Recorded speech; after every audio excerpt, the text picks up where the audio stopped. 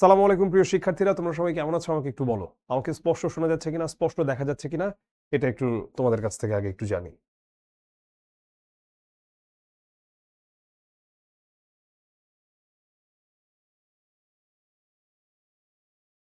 ওয়ালাইকুম আসসালাম, ওয়ালাইকুম আসসালাম, ওয়ালাইকুম আসসালাম রহমতুল্লাহি ওয়া বারাকাতু। সবাই একযোগে সালাম দিচ্ছে। আমি এত মানুষের নাম তো একসাথে নিতে পারবো না। আমি একসাথে সবাইকে বলে দিচ্ছি ওয়ালাইকুম আসসালাম রহমতুল্লাহি ওয়া বারাকাতু। এবং জিজ্ঞেস করছো আমি কেমন আছি? আলহামদুলিল্লাহ, আমি বেশ ভালো আছি। আমি আশা করি তোমরা সবাই অনেক ভালো আছো। যদিও আমার কথা শুনে হয়তোবা কিছুটা বোঝা যাচ্ছে যে আমার ঠান্ডা লেগে আছে। শুধু আমার না, এখন তোমাদের সবারও কম বেশি একই অবস্থা। কারণ শীতকালটা জেঁকে বসেছে। সেটা ঢাকা থেকে শুরু করে কম বেশি সারা বাংলাদেশেই। যদিও ঢাকায় আসলে শীত যতটা না সমস্যা করে, ঠান্ডাটা ঢাকায় যেহেতু বায়ু দূষণটা অত্যধিক মাত্রায়, এই জন্য শীতকালে বাতাসের অবস্থা ভয়ঙ্কর হয়ে যায়, এত খারাপ বাতাস। সো সবকিছু মিলিয়ে ঠান্ডা ওই দিক থেকে হয়তো বা খুব বেশি ভালো থাকার চেষ্টা করছি আর কি। ভালো থাকা ভালো নাই এটা বলবো না। ওকে একটু ক্লাস থেকে ব্লক করে দাও তো কাইন্ডলি। ওই যে কি যেন কপি পেস্ট করে দিও। তুমি যাও না, হ্যাঁ? যদি ওইদিকে তুমি আগে একটু এদেরকে আগে একটু ক্লাস থেকে বের করে নাও। হ্যাঁ, ঠিক আছে। সো আমরা হচ্ছে একদম ক্লাসের শুরুতেই আজকে কিছু রুলস অ্যান্ড রেগুলেশনস ফার্স্টে বলে নেই, কারণ আজকের ক্লাসটা হচ্ছে আমাদের জন্য অত্যন্ত গুরুত্বপূর্ণ, কজ এটা অষ্টম শ্রেণীর বৃত্তি পরীক্ষার শেষ মুহূর্তের প্রস্তুতি ক্লাস। মানে এখন হচ্ছে আমাদের অনেকের আছে দেয়ালে পিঠ ঠেকে গেছে, আর অনেকের হচ্ছে মানে একদম কড়া নাড়ছে দরজায় বৃত্তি পরীক্ষা, এমন একটা জায়গাতে আমরা এসে পৌঁছেছি। সো আমরা ক্লাসে ফুল কনসেন্ট্রেশন দিব, এটা হচ্ছে নাম্বার ওয়ান। নাম্বার টু হচ্ছে আমরা আজকের ক্লাসে গুরুত্বপূর্ণ আমি যা যা বলবো তা নোট ডাউন করবা তোমরা। নাম্বার থ্রি হচ্ছে আমি ক্লাসের মাঝখানে কোনো প্রশ্ন নেই না, প্রশ্ন করার জন্য আমি আলাদা করে সময় দিই, তখন হচ্ছে তোমরা প্রশ্ন করবা। এর মাঝখানে তোমরা কোনো প্রশ্ন করবা না, কারণ ক্লাসে পড়ানোর টাইমে যদি তুমি প্রশ্ন করতে থাকো তাহলে আলটিমেটলি ফ্লোটা নষ্ট হয়। আর আমি এত বছর ধরে পড়াই, আমার মোটামুটি ধারণা আছে একজন শিক্ষার্থী কোথায় আটকাতে পারে বা কি নিয়ে প্রশ্ন করতে পারে। একটু ধৈর্য ধরলে দেখা যাবে আমার লেকচারের মধ্যেই তুমি উত্তরটা পেয়ে যাচ্ছ। এরপরও যদি উত্তরটা না পাও, তাহলে তুমি জাস্ট একটু কি বলবো, যদি এরপর যদি তুমি উত্তরটা না পাও একটু টুকে রাখবা, তুমি প্রশ্ন করবা। ঠিক আছে? হ্যাঁ, ঠিক আছে। সো আমি চ্যাট পজ করে দিয়েছি, সবাই খাতা কলম নিয়ে বসে পড়ো, সবাই রেডি আই গেস। এখন আমরা চলে যাচ্ছি আমাদের আজকের ক্লাসে। আচ্ছা, একজন বলেছে তীরন্দাজ গল্পটা নিয়ে প্রবলেম। আমি এক্ষেত্রে বলবো আসলে যাদের স্পেসিফিক চ্যাপ্টার নিয়ে প্রবলেম, আজকের ক্লাসে আসলে ওটা সলভ করাটা একটু কঠিন হবে। আজকের ক্লাসে আমরা মূলত যেটা করব, আমরা প্রথম পত্র এবং দ্বিতীয় পত্র দুটো জায়গা থেকেই কোন কোন অধ্যায় থেকে বাংলা কি কি প্রশ্ন আসতে পারে, কোনগুলো সবচেয়ে গুরুত্বপূর্ণ, আমরা সেই প্রশ্নগুলো নিয়ে কথা বলবো। আর এমনিতে কারো যদি কোনো নির্দিষ্ট চ্যাপ্টারে কোনো সমস্যা থেকে থাকে, সবচেয়ে ভালো হচ্ছে সেক্ষেত্রে আমাদের রেকর্ডেড ক্লাস দেখা। এছাড়া আসলে আর কোনো সমাধান দেবার মতো এই মুহূর্তে নাই। আর যাদের আসলে এই শেষ মুহূর্তেও নির্দিষ্ট কোনো বিষয়ে সমস্যা, এটা আসলে একটু চিন্তার বিষয়। কজ আমি কেন, একটু বাস্তবতা আমাদেরকে বুঝতে হবে। বৃত্তি পরীক্ষাতে অনেক শিক্ষার্থী অংশগ্রহণ করবে, কিন্তু বৃত্তি পাবে সেই নাম্বারটা তো খুবই অল্প। তো আমরা বৃত্তি পাই বা না পাই, অংশগ্রহণ করাটা আসলে মুখ্য। সবাই তো পাবে না, সবার তো পাওয়ার প্রয়োজনও নাই। যারা পাবার তারা পাবে, বা যাদের ভাগ্যে আছে, যারা চেষ্টা করেছে তারা পাবে। অন্যরা যারা পাই নাই, মানে পাবো না যারা বৃত্তি, এরপরেও যারা, সবাই তো সবার সর্বোচ্চটা দিয়েই হচ্ছে এক্সামটাতে অ্যাটেন্ড করব। তো আমাদের যেটা করতে হবে যে আমরা আমাদের সর্বোচ্চ দিয়ে এক্সামে অ্যাটেন্ড করব, এবং আমরা দেখব যে, একটা সেকেন্ড আমি যে ফেসবুক টেসবুকটা বন্ধ রাখি, হ্যাঁ। আমরা হচ্ছে সর্বোচ্চটা দিয়ে এক্সামে অ্যাটেন্ড করব, এবং আমরা দেখব যে আমাদের এই যে পড়ার একটা হ্যাবিট এখন হয়ে যাবে, এটা আমাদের পরবর্তী ক্লাসগুলোতে, যেহেতু ক্লাস 9 থেকে পড়া অনেক বেশি, সেটা অনেক বেশি কাজে দিবে আর কি। তুমি কি বাইরে থাকবে তাহলে? অন্য কোনো ক্লাস চলতেছে? ও আচ্ছা, আচ্ছা, ঠিক আছে। আমি হচ্ছে ওই এটাকে ফেসবুক এটাকে মিনিমাইজ করে রাখছি, কজ আমি কোনো কমেন্ট নিব না এখন। যখন নিব তখন হচ্ছে তুমি আমাকে একটু ম্যাক্সিমাইজ করে দিও, এটা কোথায় আছে? শিওর। ওকে। আচ্ছা, আমরা চলে যাচ্ছি আজকের ক্লাসে।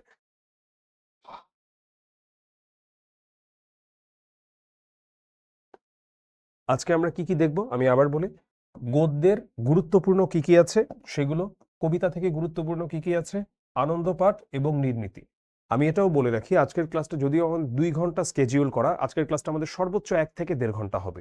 এই শেষ মুহূর্তে আসলে ক্লাস করার চেয়ে গুরুত্বপূর্ণ হচ্ছে সাজেশন দেওয়া। আর যারা আসলে, যাদের প্রস্তুতি ভালো নাই, তারা আসলে শেষ মুহূর্তে আহ খুব কিছু করার সম্ভাবনা আসলে তার নাই। ঠিক আছে? কজ সে হচ্ছে আগে থেকেই যদি পড়া থেকে থাকে তার, তাহলে আমি সাজেশনটা দিতে পারবো।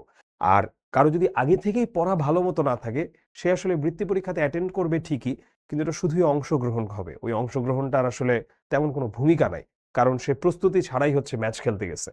তো এই জন্য আমি যেটা বলছি সেটা হলো গিয়ে আজকে আমরা মূলত কথা বলবো সাজেশন নিয়ে, যা যা ইম্পর্টেন্ট আছে আসতে পারে, সেটা গদ্য হোক, পদ্য হোক, আনন্দ পাঠ হোক কিংবা নির্মিতি হোক। চলো আমরা প্রথমে একটু সময় আর পূর্ণমান নিয়ে দেখি। আমাদের সময় কতক্ষণ? 3 ঘন্টা। আমাদের পূর্ণমান কত?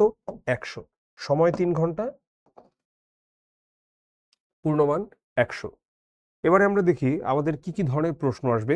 এমসিকিউ, হ্যাঁ এমসিকিউ তো আমাদের অফকোর্স থাকবে। সেই এমসিকিউতে কিভাবে কি থাকছে? এমসিকিউতে আমাদের থাকছে গদ্য থেকে 5টা, কবিতা থেকে 5টা, আর ব্যাকরণ থেকে 10টা। তাহলে টোটাল কয়টা হইল? 20টা।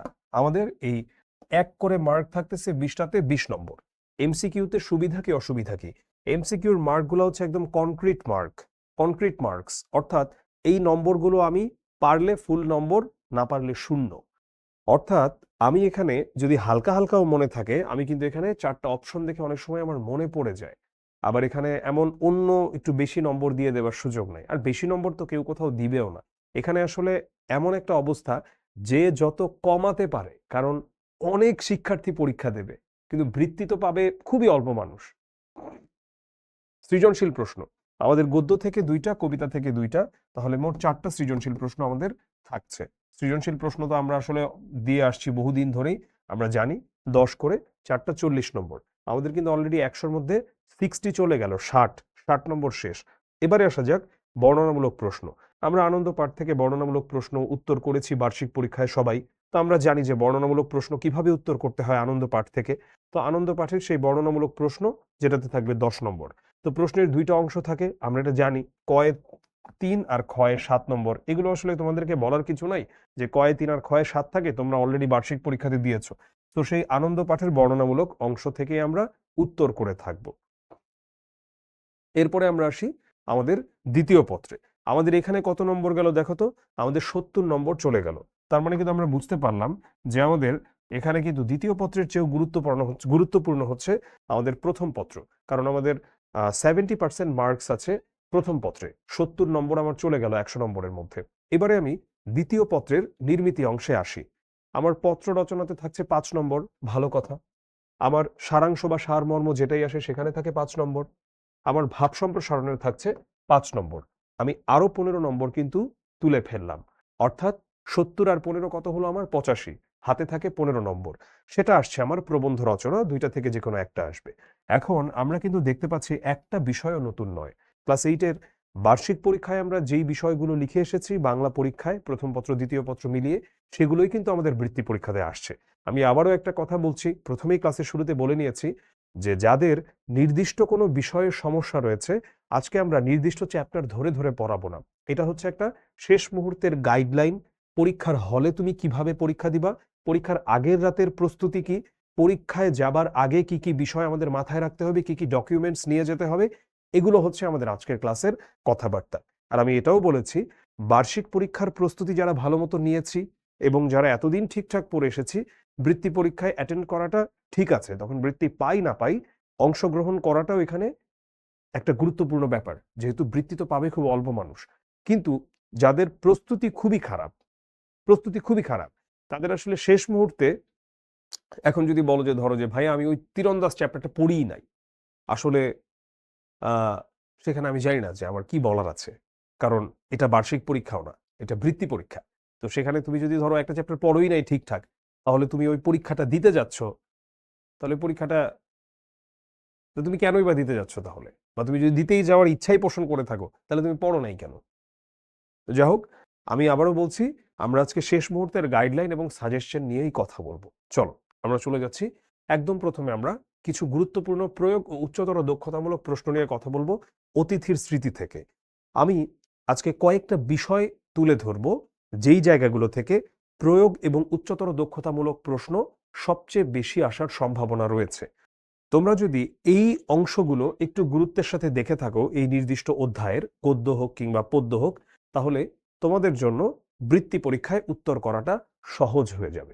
যেমন ধরো, অতিথির স্মৃতি থেকে বলছি, মানবেতর প্রাণীর প্রতি লেখকের মনোভাব বিশ্লেষণ করো। এটা অত্যন্ত গুরুত্বপূর্ণ একটা অংশ। তারপরে ধরো, জীবজন্তুর প্রতি সহানুভূতিহীন মানুষদের নিষ্ঠুরতার দৃষ্টান্ত ব্যাখ্যা করো। অতিথির স্মৃতি গল্পে উল্লিখিত বাত ব্যাধিগ্রস্তদের দ্রুতপদে বাড়ি ফেরার প্রসঙ্গটি তুলে ধরো। অতিথির স্মৃতি গল্পে গল্পকথকের প্রতি কুকুরটির প্রতিদান ব্যাখ্যা করো।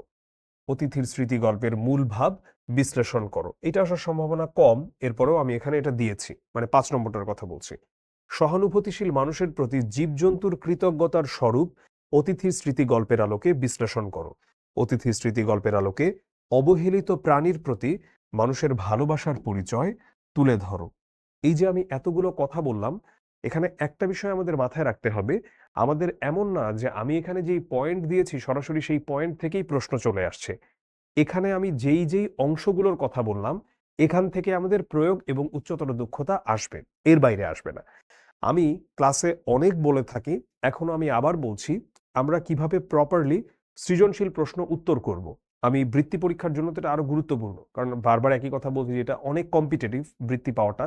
সো সেক্ষেত্রে আমাদেরকে কম্পিটিটিভ আমরা বৃত্তি পাই কি না পাই, আমি যাতে 100% ঠিক মতো চেষ্টা করি, নিজের কাছে যাতে নিজে স্বচ্ছ থাকি, এটা আমাদেরকে ভাবতে হবে। তো চলো আমরা এবারে এগুলো নিয়ে একটু কথা বলি। বৃত্তি পরীক্ষা নিয়ে কথা বলছিলাম, যে সৃজনশীল প্রশ্ন। সৃজনশীল প্রশ্ন আমরা ক নম্বরটা কিভাবে উত্তর করি?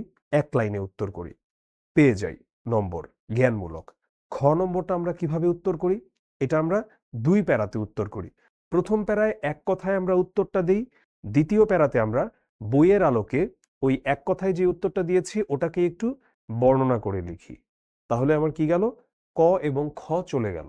কয়ে কত নম্বর? 1 নম্বর। খয়ে কত নম্বর? 2 নম্বর। এবারে আমি যাব গতে, যেটা হলো গিয়ে প্রয়োগমূলক। প্রয়োগমূলকে আমার কত নম্বর? 3 নম্বর। এটা আমি কয় প্যারায় লিখব? 3 প্যারায় লিখব। যত নম্বরের প্রশ্ন তত প্যারা। তো গ প্রয়োগমূলক আমি 3 নম্বর 3 প্যারায় লিখব। প্রথম প্যারাতে থাকবে কি? আমার এক কথায় উত্তরটা, যেই প্রশ্নটা এসেছে এক কথায় উত্তরটা। প্রয়োগমূলকে সাধারণত উদ্দীপকের সঙ্গে কবিতা বা গল্পের কোনো একটা অংশের মিল বা অমিল বর্ণনা করতে বলে। খতে বা সরি, প্রথম প্যারায় গেল এক কথায় উত্তরটা। দ্বিতীয় প্যারায় ওই উত্তরটাকে একটু বড় করে লিখব বইয়ের ভাষায়। একটা কথা আমাদের মনে রাখতে হবে, উদ্দীপক নিয়ে কথা আসবে প্রথম থার্ড প্যারাতে। থার্ড প্যারা কোথায় আসবে ভাই? সেটা আসবে প্রয়োগমূলকে। অর্থাৎ গ নম্বরের আগে তো 3টা প্যারাই নেই কোনোটাতে। কতে তো 1 লাইন, খতে 2 প্যারা, গতে হচ্ছে 3টা প্যারা, এবং সেই থার্ড প্যারাতে সর্বপ্রথম উদ্দীপক নিয়ে আলোচনা আসবে। ওখানে যেহেতু আমাদেরকে বলবে আমরা উদ্দীপকের সঙ্গে যেই মূল গল্প বা কবিতা সেটার একটা মিল বা অমিল খুঁজে বের করতে, সো প্রথমে আমরা উদ্দীপকের বৈশিষ্ট্যগুলোর কথা বলবো, পরবর্তীতে আমরা মূল গদ্য বা পদ্যের বৈশিষ্ট্যগুলোর কথা বলবো, এরপরে আমরা দুটোর মাঝে কি মিল বা অমিল রয়েছে সে আলোচনায় যাব। এবারে আমরা ঘ নম্বর নিয়ে কথা বলবো, যেটা হলো গিয়ে উচ্চতর দক্ষতা। ঘ নম্বরটা হচ্ছে একজন শিক্ষার্থীকে বিচার করার জন্য সবচেয়ে চমৎকার একটা মাধ্যম আমি মনে করি। ঘ নম্বরটাতে আমরা 4 প্যারায় লিখব, যেহেতু এখানে 4 নম্বর। প্রথমটা স্বাভাবিক, এক লাইনে লিখে দিব উত্তরটা কি চাচ্ছে সেটা। দ্বিতীয় প্যারাতে ওই উত্তরটাকে একটু বড় করে লিখব বইয়ের ভাষায়। তৃতীয় প্যারাতে আমরা প্রথম উদ্দীপক নিয়ে কথা বলবো, এবং উদ্দীপক আর যে মূল কবিতা বা গল্প সেটা নিয়ে একটু আলোচনা চলবে। ঘ নম্বর প্যারায় সাধারণত আমরা যেটা করি, মানে ঘতে কি চায় সেটা হলো আমাদের কাছে কোনো একটা কিছু, তুমি কি এটা সমর্থন করো কি করো না, বা এই উক্তিটা কি গল্পটার বা কবিতাটার পুরো ভাবকে প্রকাশ করে কি করে না, এরকম একটা কিছু চায়। তো ঘ নম্বরে আমরা সেই ফিনিশিংটা টেনে ফাইন লাইনটা টেনে দিব। আচ্ছা, এটা কি? এটা হচ্ছে যখন আমরা যে কোনো একটা বিষয় লিখি বা যে কোনো একটা বিষয় বলি, উচ্চতর দক্ষতার কথাটাই বলি তোমাদেরকে, যে ধরো উচ্চতর দক্ষতাতে বৃত্তি পরীক্ষায় একজন শিক্ষার্থীর কাছ থেকে কি চায়, যিনি খাতা কাটছেন তিনি কি চায়? তিনি চায় মূলত তুমি কিভাবে তোমার মতটাকে সেখানে প্রতিষ্ঠা করছো। যেমন ধরো তোমাকে প্রশ্ন করা হলো যে এইটা বা এই উক্তিটা বা এই লাইনটা কি তার পুরো বিষয়টাকে সমর্থন করে? ধরো পুরো বিষয়টাকে সমর্থন করে না, তো তুমি বললা সমর্থন করে না। এখন এই যে তুমি বললা সমর্থন করে না, এটাকে তো তোমার এখন প্রতিষ্ঠা করতে হবে। এটা তুমি প্রতিষ্ঠা কিভাবে করবা? এটা প্রতিষ্ঠা করার জন্য যা করতে হবে তা হলো তোমার গ্রাউন্ড সৃষ্টি করতে হবে। গ্রাউন্ড সৃষ্টি করে সবশেষে একটা আহ গ্রাউন্ড সৃষ্টি করে সবশেষে একটা তোমার ফিনিশিং এ যেতে হবে। আমি তোমাদেরকে একটা বাস্তবিক উদাহরণ দেই। এই উদাহরণটা আমি অনেকবার দিয়েছি ক্লাসে, আবারও দিচ্ছি। ধরো একজন শিক্ষার্থী, তুমি ধরো ক্লাস 8-এ পড়ো, তোমার একটা পার্সোনাল মোবাইল দরকার এখন। সেটা তুমি পার্সোনালি মোবাইল ফোনটা ব্যবহার করার জন্য, মানে কথা বলার জন্য না হলেও শিখর ক্লাস করার জন্য।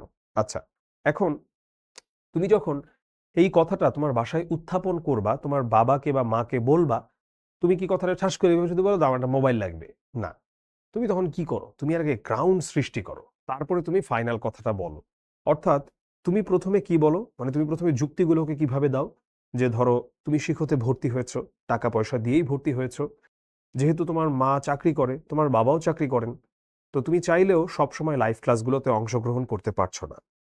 দেখা যাচ্ছে তারা যখন অফিস থেকে ফিরছেন, তখন সবসময় তুমি সবগুলো রেকর্ডেড ক্লাসে একসাথে পারছো না অংশগ্রহণ করতে সেগুলোতে। আর তোমার বাসায় তো ল্যাপটপ বা ট্যাব নাই, যদিও এখন কিন্তু আবার শিক্ষতে সেই সুযোগ আছে, এডু ট্যাব আমরা ওয়ালটনের সাথে করেছি। বেশ মানে একটা বিশাল বড় একটা ছাড়ে শিক্ষক স্টুডেন্টরা কিন্তু সেটা কিনতে পারে। এটা নিয়ে জানতে চাইলে 16780 কল করো, ইনশাল্লাহ তোমরাও কিনতে পারবা। আমি সেটা নিয়ে কথা বাড়াচ্ছি না এখন। আচ্ছা, সো তুমি তখন কি করবা? তুমি তখন তোমার বাবা বা মাকে বললা যে এরকম যেহেতু তোমরাও থাকো না এবং আমি না করতে পারছি লাইভ ক্লাস, না করতে পারছি রেকর্ডেড ক্লাস। এত টাকা দিয়ে শিক্ষতে ভর্তি হয়েছি, সেই পয়সাটাও আমার উসুল হচ্ছে না। আবার আমি আমার পরীক্ষায় খারাপ ফলাফল করছি স্কুলে। এইজন্য আমার এখন একটা মোবাইল দরকার। দেখো, এই যে এজন্য তোমার যে একটা মোবাইল দরকার, এটা কিন্তু এখন বিশ্বাসযোগ্য। তো এই কথাটা বলার আগে তুমি কতগুলো গ্রাউন্ড সৃষ্টি করলা। উচ্চতর দক্ষতাতে আমরা এই কাজটাই করে থাকি।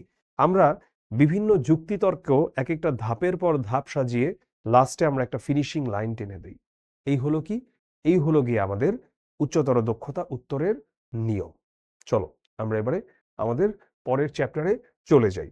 আর আজকের এই স্লাইডটা, যেটা যারা ফেসবুকে আছো তারা তো আসলে চাইলে স্ক্রিনশট নিতে পারো, যারা অ্যাপে আছো তাদের তো স্ক্রিনশট নেবার কোনো প্রয়োজন নাই, এটা তো তোমরা পেয়ে যাও, ক্লাস শেষেই তো তোমরা পেয়ে যাও স্লাইডগুলো। সো সেক্ষেত্রে তোমরা এর পিডিএফ হিসাবে পাবা, এটা তোমরা একটু ভালো মতো দেখবা এবং এইটাকে যদি অনুসরণ করে যেতে পারো, মোটামুটি বলা যেতে পারে তুমি একটা ডিসেন্ট প্রিপারেশন থাকলে তুমি ইনশাআল্লাহ বৃত্তি পাবা। এটা আমি তোমাকে গ্যারান্টি দিতে পারি। যদি তোমার হাতের লেখা খুব বাজে না হয়ে থাকে, বা যদি তোমার প্রিপারেশন মানে অন এন এভারেজ প্রিপারেশন হলে আসলে পাওয়াটা একটু কঠিন, মোটামুটি যদি প্রিপারেশন থাকে এবং তুমি যদি এটা অনুসরণ করো, ইনশাআল্লাহ আমি তোমাকে বলতে পারি তুমি বৃত্তি পাবা। এবার আসি ভাব ও কাজ। এখানে গুরুত্বপূর্ণ প্রয়োগ ও উচ্চতর দক্ষতার প্রশ্নগুলো কি কি? আত্মশক্তির মধ্য দিয়ে মহৎ কর্ম সম্পাদনের উপায় বিশ্লেষণ করো, এটা থেকে প্রশ্ন এসে থাকে। এটা অত্যন্ত গুরুত্বপূর্ণ প্রয়োগ এবং উচ্চতর দক্ষতার জন্য। পরিকল্পনা ছাড়া কল্পনা বিলাসী মন আমাদের আত্মার শক্তিকে নষ্ট করছে, এটা অনেক সময় আমাদেরকে রচনার আলোকে ব্যাখ্যা করতে দেয়, এটাও গুরুত্বপূর্ণ। ভাব ও কাজ প্রবন্ধের মূল ভাব বিশ্লেষণ করো, গুরুত্বপূর্ণ। মানুষের কল্যাণে কাজ করতে হবে, শুধু নিজের স্বার্থ সিদ্ধি নিয়ে ভাবলে হবে না, এটা রচনার আলোকে বর্ণনা করো। ভাব ও কাজ প্রবন্ধের মূল ভাব বিশ্লেষণ করো। এবারে আমরা পাচ্ছি পড়ে পাওয়াতে। কিশোরদের দায়িত্ববোধ ও বুদ্ধিমত্তার দিকটি বিশ্লেষণ করো। পড়ে পাওয়া গল্পের কাপালি চরিত্রের দুরবস্থার স্বরূপ বিশ্লেষণ করো। এই গল্পে আমাদের কাপালি চরিত্রটা নিয়ে মোটামুটি একটু ভালো রকম পড়াশোনা করে যেতে হবে, কারণ আমাদের যদি কাপালি থেকে উচ্চতর প্রয়োগে যে কোনো একটা কিছু দিয়ে দিতে পারে। দেখা গেল আমাদের একটা উদ্দীপক দিয়ে দিল এবং সেই উদ্দীপকে একটা চরিত্র থাকবে যার সঙ্গে কাপালির মিল বা অমিল দুটোই থাকতে পারে। তো এর মধ্য থেকে যে কোনো একটা নিয়ে তোমাকে প্রশ্ন করবে, কথা বলতে বলবে। পড়ে পাওয়া গল্পের কিশোরদের সততা ও নৈতিক চেতনার স্বরূপ বিশ্লেষণ করো। পড়ে পাওয়া গল্পের বালকদের যে সৎ ও দায়িত্বশীল মানসিকতার পরিচয় মেলে তা ব্যাখ্যা করো। পড়ে পাওয়া গল্পের বালকদের নৈতিকতার দিকটি ব্যাখ্যা করো। পড়ে পাওয়া গল্পের কাপালি চরিত্রের বর্ণনা দাও। আমি আবারও বললাম, কাপালি চরিত্র নিয়ে পড়ে পাওয়া থেকে উচ্চতর দক্ষতা এবং প্রয়োগমূলকে প্রশ্ন আসার সমূহ সম্ভাবনা, এটা আমরা ভালো মতো মাথায় রাখবো। তৈলচিত্রের ভূত, চলো আমরা দেখি এটা থেকে আমাদের কি কি আসতে পারে। এই গল্পের যে অন্ধবিশ্বাস সেটা নিয়ে আমরা জানব এবং বিজ্ঞান চেতনা এটা নিয়েও আমরা জানব, দুটো থেকেই প্রশ্ন এসে থাকে। তাই তৈলচিত্রের ভূত গল্পের অন্ধবিশ্বাস ও বিজ্ঞান চেতনা দুটো নিয়ে আমাদের ভালো মতো জানার প্রয়োজন রয়েছে। এই গল্প অনুসারে নগেনের অশরীরী শক্তিতে ভীতিটা কেমন, এটা নিয়েও আমাদের জানতে হবে। তৈলচিত্রের ভূত গল্পের পরাশর ডাক্তারের যুক্তিবাদী মনোভাবের যে স্বরূপ বা তার যে যুক্তিবাদী মনোভাবটা, সেই মনস্তাত্ত্বিকতাটা সম্পর্কে আমাদের বুঝতে হবে, কারণ যা থেকে সৃজনশীল আসতে পারে। কোনো একটা চরিত্রকে দিয়েই দিতে পারে উদ্দীপকে, যিনি হচ্ছেন পরাশর ডাক্তারের মতোই একটা চরিত্র বা তার বিপরীত একটা চরিত্র। এই গল্পের নগেন চরিত্রে যে কৌতূহল ফুটে উঠেছে সেটা ব্যাখ্যা করো। গল্পের প্রেতাত্মা সম্পর্কিত ঘটনাটি ব্যাখ্যা করো। আর গল্পের নগেনের কুসংস্কারাচ্ছন্ন মানসিকতার পরিচয় ব্যাখ্যা করো। এবারে আমরা এবারের সংগ্রাম স্বাধীনতার সংগ্রাম নিয়ে পড়াবো, কিন্তু এটা নিয়ে আসলে কোনো প্রশ্ন আসার কোনো সম্ভাবনাই নাই। এইবার কোনো প্রশ্ন আসার সম্ভাবনা নাই। এরপরও তোমরা এটা চাইলে দেখে নিতে পারো, চাইলে একটা স্ক্রিনশট নিয়ে রাখতে পারো ফেসবুকে যারা আছো, আর যারা অ্যাপে আছো তারা তো পরে ফাইলটা পেয়েই যাবা। লাইব্রেরি, লাইব্রেরি প্রবন্ধের আলোকে লাইব্রেরির গুরুত্বের দিকটি আমরা তুলে ধরব, এবং লাইব্রেরি থেকে আসার প্রশ্ন আসার সম্ভাবনা মানে অনেক বেশি, অনেক বেশি। লাইব্রেরি এত গুরুত্বপূর্ণ। তারপরে স্বশিক্ষিত হয়ে প্রগতিশীল জগতের সাথে তাল মিলিয়ে চলার জন্য লাইব্রেরির ভূমিকার দিকটি বর্ণনা করব। লাইব্রেরি প্রবন্ধের যেটা মূল ভাব সেটা আমরা বিশ্লেষণ করব। আর লাইব্রেরি বিষয়ে প্রাবন্ধিকের মানসিকতাটা কেমন, কাজী মোতাহের হোসেন, আমরা সেটা নিয়েও কথা বলবো। সেটা নিয়ে আমাদের প্রশ্ন আসতে পারে। আসলে লাইব্রেরি প্রবন্ধটা হচ্ছে বৃত্তি পরীক্ষায় প্রশ্ন আসার মতো একটা হট কেক টাইপ টপিক। এখান থেকে প্রশ্ন আসতে পারে, এবং এখান থেকে অনেক ঘুরিয়ে পেঁচিয়ে প্রশ্ন আসার মতো কিছু নাই। লাইব্রেরি নিয়ে তিনি যেই কথাগুলো বলেছেন প্রাবন্ধিক, ওই কথাগুলোর আলোকে বেশ কিছু বলা যায়। ধরো একটা উদ্দীপক চলে আসলো, যে উদ্দীপকটা আসলো হচ্ছে ফেসবুক আসক্তি নিয়ে বা স্মার্টফোন আসক্তি নিয়ে। তারপরে ওটার সঙ্গে এখন মানুষের কিভাবে ধীরে ধীরে মনোযোগ দেওয়ার ক্ষমতা কমে যাচ্ছে বা মানুষের জ্ঞান চর্চা কমে যাচ্ছে, তখন লাইব্রেরির কথা চলে আসলো। এইরকম এরকম। তারপরে লাইব্রেরি প্রবন্ধে উল্লেখিত যে বিভিন্ন প্রকার লাইব্রেরি আছে সেগুলো নিয়েও তোমরা পড়বা, পুরোটাই তো পড়বা যেহেতু, কিন্তু এটা নিয়ে প্রশ্ন আসার সম্ভাবনা আছে, কিন্তু আসার সম্ভাবনাটা একটু কম। তো লাইব্রেরি প্রবন্ধের আলোকে বিভিন্ন প্রকার লাইব্রেরির বৈশিষ্ট্য তুলে ধরো। লাইব্রেরি প্রবন্ধের আলোকে অর্জিত জ্ঞান এবং জ্ঞানের সাথে মানুষের সংযোগ স্থাপনের ক্ষেত্রে লাইব্রেরির ভূমিকা ব্যাখ্যা করো। এবারে আমরা সুখী মানুষে চলে যাচ্ছি, এবং সুখী মানুষও খুব গুরুত্বপূর্ণ আমাদের বৃত্তি পরীক্ষায় আসার মতো। সুখী মানুষ নাটিকা অবলম্বনে মোড়ল কেন অসুখী ছিল সেই কারণগুলো আমরা বিশ্লেষণ করব, এবং এই কারণগুলো, ধরো একটা উদ্দীপক চলে আসলো, যে ধরলাম কোনো একটা ছেলের কথা বললো, সে অনেক ধনী পরিবারের ছেলে, ধরলাম জারিফ তার নাম, বা ধরলাম শাকিল তার নাম। তো শাকিল অনেক ধনী পরিবারে জন্মগ্রহণ করা একটা ছেলে, তার কাছে আইফোন আছে, ল্যাপটপ আছে, গেমস খেলার জন্য অনেক কিছু আছে, প্লে স্টেশন আছে, কিন্তু সব থাকার পরেও সে আসলে সুখী না। সে সারাদিন ফাস্ট ফুড খায়, সারাদিন সে টিভি দেখে, সারাদিন সে ইউটিউবে শর্টস দেখে, মানে অনেক কথাবার্তা আসতে পারে। তো এরপরে দেখা গেল, হয়তোবা ছোট্ট করে একটা উদাহরণ দিল, তাদেরই বাসায় কাজ করে আসমা বুয়া। আসমা বুয়ার ছেলে রফিক, সে দরিদ্রতার সাথে চললেও পড়াশোনাটা ঠিকঠাক করে এবং সে জীবনে সুখী আছে, এরকম একটা কথা বলতে পারে। তো তখন ধরো মোরলের সাথে যে সুখী মানুষের যেই তুলনাটা, ওটার একটা প্রশ্ন আমাদের নানাভাবে সেটা থেকে চলে আসতে পারে। তারপরে এই নাটিকার যে মূল ভাব, মোরল চরিত্রটা, তারপরে সুখী মানুষ, সবকিছু আমাদেরকে এখানে দেখতে হবে। নাটিকা অবলম্বনে অন্যায় ও সীমাহীন লোভের পরিণামের বিষয়টি আমরা ব্যাখ্যা করব, সেটাও আমরা শিখব, কারণ এখান থেকেও প্রশ্ন আসে অন্যায় এবং সীমাহীন লোভের পরিণামটা কেমন হয় সেটা থেকে।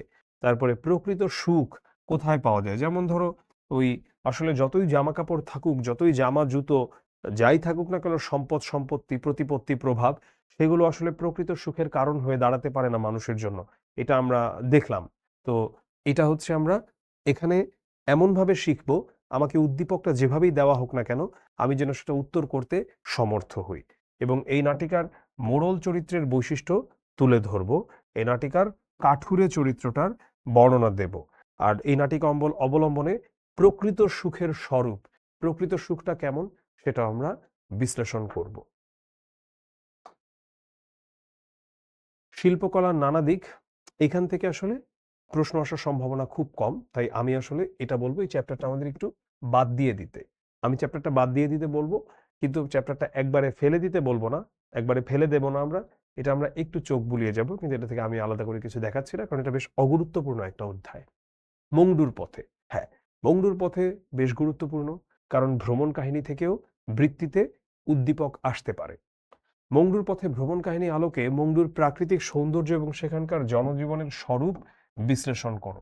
সো এটা আমাদের অনেক গুরুত্বপূর্ণ, এবং এই একটা বিষয় যদি কেউ ঠিকঠাক শিখে নেয় মংডুর পথে থেকে, তাহলে সে বাকি যেই আঙ্গিকেই সৃজনশীল আসুক না কেন সে উত্তর করতে পারবে। ওখানকার মানুষের জীবনযাত্রা কেমন, আর মংডুর প্রাকৃতিক সৌন্দর্য কেমন। তারপর মংডুর পথে ভ্রমণ কাহিনীতে সেখানে নারীদের স্বাধীন জীবনযাপনের যে চিত্র সেটা কেমন, ওটাও আমরা দেখব। মংডুর পথে ভ্রমণ কাহিনীর মূল ভাবটা আমরা বিশ্লেষণ করব। নদীকে কেন্দ্র করে বিভিন্ন দেশে জনপদ গড়ে ওঠার দিকটি মংডুর পথে ভ্রমণ কাহিনীর আলোকে ব্যাখ্যা করো।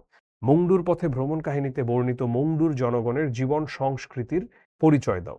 মংডুর পথে ভ্রমণ কাহিনী অবলম্বনে মংডুবাসীর খাদ্যাভ্যাসের বর্ণনা দাও। মংডুর পথে ভ্রমণ কাহিনী অবলম্বনে ভ্রমণের আনন্দানুভূতির দিকটি তুলে ধরো। আর ভ্রমণের মাধ্যমে মানুষ বিভিন্ন দেশের জনজীবন সম্পর্কে জানতে পারে। মংডুর পথে ভ্রমণ কাহিনীর আলোকে সেটা বিশ্লেষণ করো। গেল। এবার আমরা যাচ্ছি কোথায়? এবার আমরা যাচ্ছি বাংলা নববর্ষতে। হ্যাঁ, চলো আমরা দেখি বাংলা নববর্ষ এখান থেকে কি আসতে পারে। আচ্ছা, প্রবন্ধ থেকে উত্তর করাটা সবসময় একটু জটিল কবিতা কিংবা গল্পে উত্তর করার চেয়ে। এটা আমাদের মানতে হবে প্রথমে, এটা মেনে নিয়ে তারপরে আমাদের উত্তর করতে হবে। বাংলা নববর্ষ প্রবন্ধের মূল ভাবটা আমরা বিশ্লেষণ করব। এই প্রবন্ধের মূল ভাবটা আমি শুধু একটা আঙ্গিকই বলবো। যদি আমরা এটা ভালো মতো পারি তাহলে আমরা বাকি যেভাবেই প্রশ্ন আসুক না কেন ঘুরিয়ে পেঁচিয়ে আমরা সেটা উত্তর করতে পারবো। বাংলা নববর্ষ প্রবন্ধের অন্তর্গত চেতনার দিকটি বিশ্লেষণ করো। বাংলা নববর্ষ প্রবন্ধের আলোকে নববর্ষের বিভিন্ন উৎসব আয়োজন সম্পর্কে পর্যালোচনা করো। এবারে আমরা দেখি আরো কিছু বিষয়, যেমন এখানে পুণ্যাহ ও হালখাতা প্রসঙ্গগুলো সম্পর্কে যদিও এত ভেতর থেকে প্রশ্ন আসে না, আবার আসতেও পারে জ্ঞানমূলক বা জ্ঞানমূলক বা হচ্ছে আমার দেখা গেল যে অনুধাবনমূলকে চলে আসলো।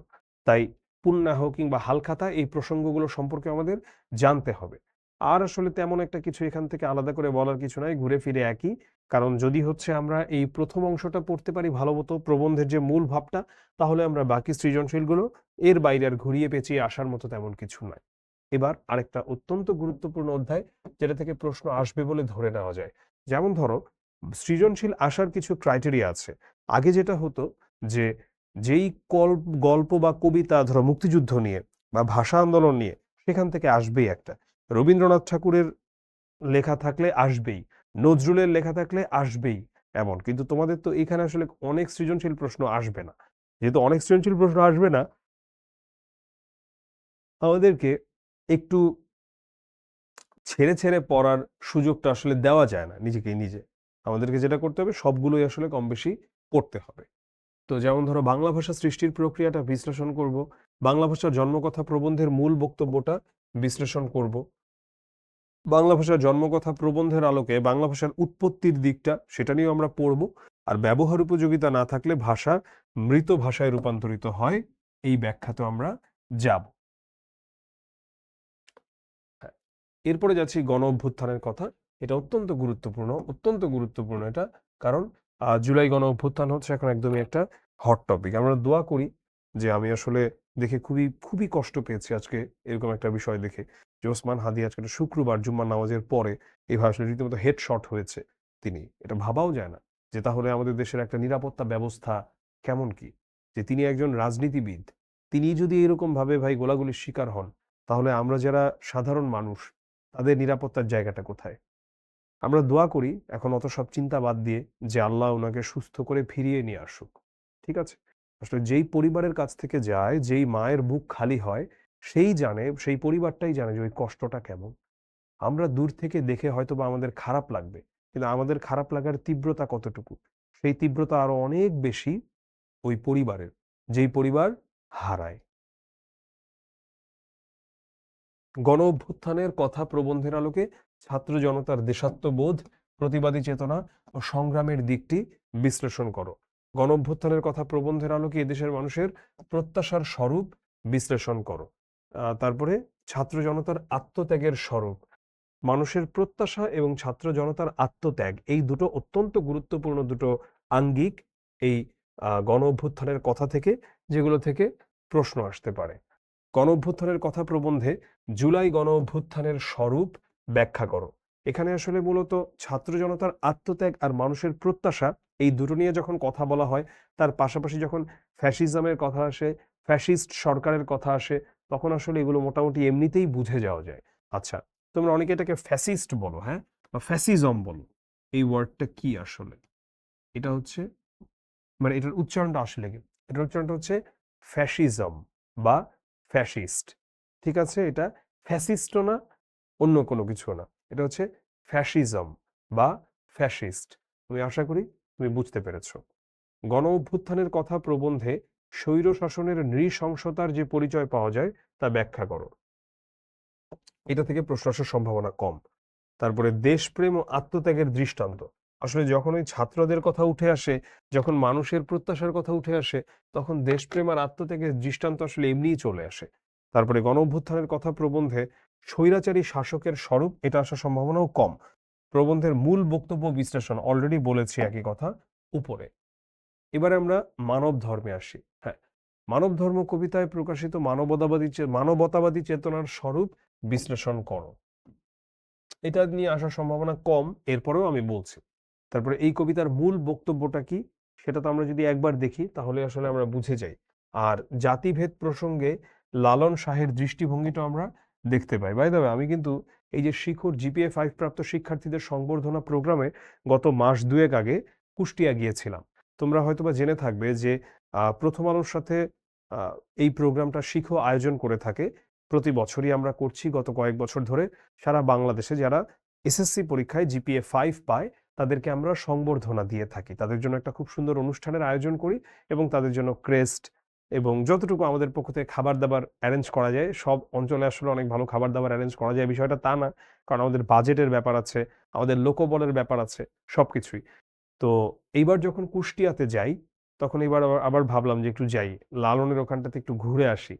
যদিও আমি সেখানে আগেও গিয়েছি। আমি যেহেতু ক্যাডেট কলেজে পড়াশোনা করতাম, 2013 সালে ঝিনাইদহ ক্যাডেট কলেজে একটা কম্পিটিশন ছিল আমাদের, আন্তঃ ক্যাডেট কলেজ সাহিত্য সংস্কৃতি প্রতিযোগিতা। সো আমরাও এসেছিলাম, কুমিল্লা ক্যাডেট কলেজের টিম ওখানে। তো ঝিনাইদহ ক্যাডেট কলেজ থেকে তো আসলে অনেক কাছে ছেউরিয়া, অনেক কাছে বলতে একদমও কাছে না, কিন্তু যা হোক, অন্তত এখন আমরা ঢাকায় আছি, ঢাকার চেয়ে তো অনেক কাছে বা কুমিল্লার চেয়ে তো অনেক কাছে। তো সেখানে তখন গিয়েছিলাম আর কি। আমার মনে পড়লো লালনের ওখানে যাওয়ার সেই স্মৃতি। এনিওয়ে, চলো আমরা চলে যাচ্ছি। মানব ধর্ম কবিতায় ফুটে ওঠা কবির অসাম্প্রদায়িক ভাবনার দিকটি তুলে ধরো। মানব ধর্ম কবিতায় প্রকাশিত কবির অসাম্প্রদায়িক চেতনার স্বরূপ ব্যাখ্যা করো। দুইটা একই, দুইটার মধ্যে আসলে কোনো ডিফারেন্স নাই। এখানে মোট কথা আমরা কি দেখি যে জাত ধর্মের ঊর্ধ্বে আমরা দেখতে পাই যে লালন যখন নিজেকে নিয়েই কথা যখন মানুষকে নিয়ে কথা বলে এবং মানুষকে যখন তিনি সবার উপরে রাখেন, তাই তো? এখন কে তসবি জপতেছে আর কে জপমালা জপতেছে, যাই হোক না কেন, দিন শেষে মানুষ, এটাই হচ্ছে লালনের প্রথম কথা। আমার একটা মুভির কথা মনে পড়ে, মনের মানুষ। আজ থেকে অনেক বছর আগে মুভিটা দেখেছিলাম, আজ থেকে অন্তত মিনিমাম 12-13 বছর আগে তো হবেই মুভিটা দেখেছিলাম, 12-14 বছর আগে হয়তো দেখেছিলাম। তো সেই মুভিটাতে আমার একটা দৃশ্যের কথা এখনো মনে পড়ে। তো ওখানে যখন হচ্ছে দেখায় যে লালন এই গানটা তৈরি করে যে জাত গেল বলে এ কি আজব কারখানা, সত্য কাজে কেউ নয় রাজি সবই দেখি তানা নানা। তো মানুষ নিজেকে নানা রকম ক্যাটাগরিতে প্রথমে বিভক্ত করে, বিভক্ত করার পরে তার মধ্যে এমন একটা চিন্তা চেতনা চলে আসে, সে মনে করে সে নিজেই আসলে পারফেক্ট, আর বাকি যারা আছে তারা আসলে মানে দেখতে মানুষের মতো কিন্তু আসলে মানুষ না। তো তখন সে যেটা করে যে অন্যদের সাথে এমন আচার-আচরণটা করে, মানে আমি ইন জেনারেল বলছি, মুভির কথা বলছি না। এমন আচার-আচরণ করে যে সে নিজেকে যে কি মনে করে সে নিজেও জানে না। তো সত্য কাজে কেউ নয় রাজি, সবই দেখি তানা নানা। জাত গেল বলে এ কি আজব কারখানা। তখন ওই গানটা বানায়, মানে আমার এখনো স্মৃতিটা মনে আছে, তাই বললাম। আচ্ছা, বঙ্গভূমির প্রতি মাইকেল মধুসূদন দত্তের এই কবিতাটাও বেশ গুরুত্বপূর্ণ, এটা থেকেও প্রশ্ন আসতে পারে। আসলে একটা দুইটা চ্যাপ্টার বাদে আর কোনোটাই অগুরুত্বপূর্ণ না। যে কোনো কিছু থেকেই প্রশ্ন আসতে পারে, অনেক প্রশ্নই আসতে পারে। হুম, আচ্ছা, বঙ্গভূমির প্রতি কবিতায় স্বদেশ প্রেমের যে চেতনা প্রকাশ পেয়েছে তা ব্যাখ্যা করো। বঙ্গভূমির প্রতি কবিতায় কবির স্বদেশে স্মরণীয় হয়ে থাকার স্মৃতিতে যে আকুলতা প্রকাশ পেয়েছে তা ব্যাখ্যা করো। তারপরে এই কবিতায় প্রকাশিত দেশমাতৃকার প্রতি কবির গভীর অনুরাগের স্বরূপ বিশ্লেষণ করো। তারপরে কবিতার মূল ভাব বিশ্লেষণ করো। আর তারপরে প্রবাসের বিত্ত বৈভবের চেয়ে স্বদেশের প্রতি প্রেম অমূল্য, বঙ্গভূমির প্রতি কবিতা অবলম্বনে আলোচনা করো। আর বঙ্গভূমির প্রতি কবিতায় প্রবাস জীবনে কবির উপলব্ধির স্বরূপ ব্যাখ্যা করো। এখানে মূলত আসলে দেখা যাচ্ছে যে প্রবাস জীবনে কবির যেই চেতনা সেটাকে ঘিরে প্রশ্ন আসতে পারে। একটা প্রশ্ন আসলো যে জহির সাহেব আজ ৩৩ বছর ধরে কানাডাতে বসবাস করছেন। টরন্টোতে বসে মাঝে মাঝেই তার বুকটা হুহু করে ওঠে তার গ্রাম চাঁদপুরের কচুয়ার জন্য, এবং তিনি নিজের অজান্তেই কখন যেন ডুকরে কেঁদে ওঠেন তার বঙ্গভূমির জন্য। এরকম একটা কিছু আসলো ধরো উদ্দীপকে। এরপরে ওটার সঙ্গে বঙ্গভূমির প্রতি কবিতার মাইকেল মধুসূদন দত্তের যে অনুভূতিগুলো ছিল সেগুলো নানা রকম সম্পর্ক স্থাপনের চেষ্টা চলল। আমি আজকের ক্লাসটা খুব একটা বড় করব না, এর আরো একটা কারণ, এখন ক্লাস করা যতটা গুরুত্বপূর্ণ তোমার সেলফ স্টাডি করা আরো অনেক বেশি গুরুত্বপূর্ণ। তাই নিজে নিজে পড়বা, এটা তোমার জন্য এখন আরো অনেক বেশি গুরুত্বপূর্ণ ক্লাস করার চেয়ে। সো এই জন্যই ক্লাসটা আমি খুব বেশি টানবো না। এবারে সেই রবীন্দ্রনাথের 2 বিঘা জমি, এটা মোটামুটি এসে পড়েছে, আমি 100% না হলেও অন্তত 90% আমি শিওরিটি দিতে পারি আর কি। তো এখানে আমরা উপেনের যে দুরবস্থাটা দেখি, সেই উপেনের দুরবস্থা নিয়ে হচ্ছে আমরা আলোচনা করব। আর 2 বিঘা জমি কবিতায় শ্রেণী বৈষম্যের যে দিকটা তুলে ধরা হয়েছে সেটার ব্যাখ্যাটা আমরা শিখে যাব। আর এই কবিতার জমিদার চরিত্রটি শোষক শ্রেণীর প্রতিনিধি, এটা আমরা বিশ্লেষণ করব। আর কবিতার আলোকে উপেনের বঞ্চনা ও কষ্টের স্বরূপ আমরা বিশ্লেষণ করব। আর এই কবিতার যে মূল বক্তব্য সেটাও আমরা বিশ্লেষণ করব। তো মূল বক্তব্যটা বিশ্লেষণ করলে আসলে বাকি আর কোনো কিছুরই প্রয়োজন পড়ে না। তাই একটা জায়গাতে শুধু 3 স্টার দিয়ে দিচ্ছি, পুরো কবিতাটাই আসলে খুব ভালো মতো পড়ার বিষয় রয়েছে। তো তখন আমরা উপেনের চরিত্রটার দিকে যখন তাকাই, তখনও আমরা ভালো মতো কিছু বিষয়কে ধরতে পারি এবং এই আঙ্গিকের প্রশ্নগুলো উত্তর করতে পারি। তাই 2 বিঘা জমি কবিতার মূল ভাব এবং উপেনের যে চরিত্রটা, উপেনের যে দুরবস্থা এবং সবকিছু, এগুলো আমাদের একটু পড়তে হবে। এবারে আমরা আসছি পাছে লোকে কিছু বলেতে। পাছে লোকে কিছু বলে যে মূল ভাব সেটা তো আমরা বিশ্লেষণ করবই, এবং এই কবিতায় সমালোচনাকে উপেক্ষা করে সামনে এগিয়ে যাওয়ার যে প্রেরণা, ওই জায়গাটাও আমরা ভালো মতো পড়ব। ওই জায়গাটা থেকেও প্রয়োগমূলক উচ্চতর দক্ষতা আসতে পারে। তারপরে এই কবিতা অবলম্বনে সংশয়গ্রস্ত মানুষদের বৈশিষ্ট্য আমরা তুলে ধরব। আর কবিতা অবলম্বনে সমালোচকরা যে কেমন, তারা যে শুধু আসলে পেছনে কথা বলা পর্যন্তই, কিন্তু আসলে সামনাসামনি তারা তো এসে আমাদের কোনো কাজ করে দিয়ে যায় না, আমাদের নিজেদের কাজ নিজেদেরই করতে হয়। এই বিষয়গুলো নিয়ে আমরা আলোচনা করব। তো কবির কাঙ্ক্ষিত ব্যক্তির স্বরূপ বিশ্লেষণ, এই সব এভাবেই যাবে। সো এগুলোই মোটামুটি আমরা এগুলোতে 3 স্টার দিয়ে রাখতে পারি।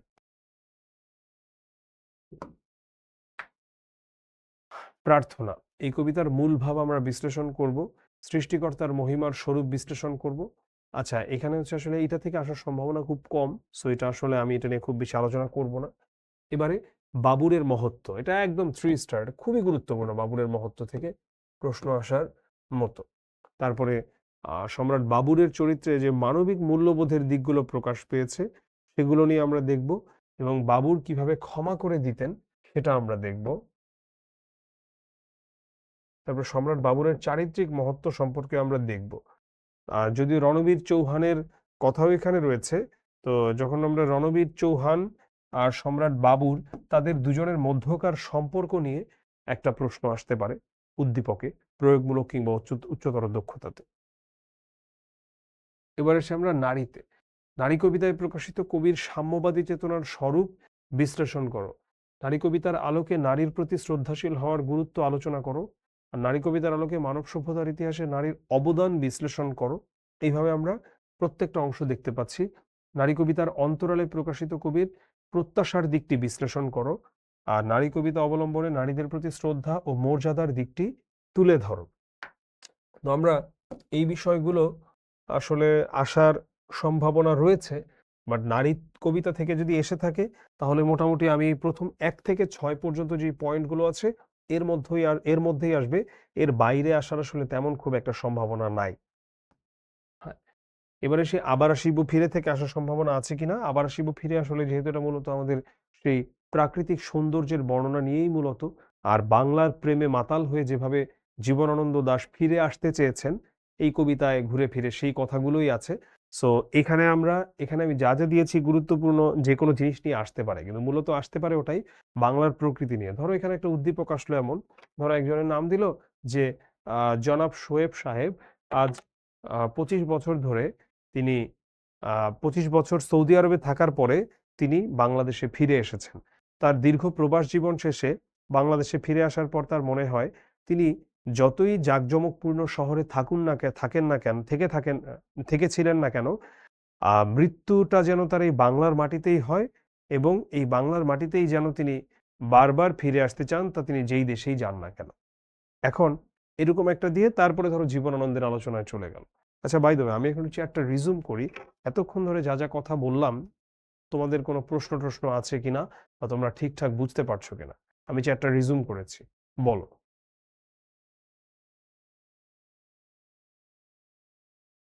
হ্যাঁ, চ্যাটটা আমি খুলে দিয়েছি, বলো। হ্যাঁ, নাসিফ এসএসসি। হ্যাঁ, নাসিফ, আমি তোমাকে একটু ব্লক করলাম আগে। হ্যাঁ, যেহেতু তুমি এতবার লিখছো একই জিনিস। LGPA 5 এসএসসি 2026-এ বাংলা ফার্স্ট ক্লাস হয় নাই। সো ক্লাস 8-এর ক্লাসে এসে কেন আমাদের এসএসসির কথা আসছে বারবার? হুম।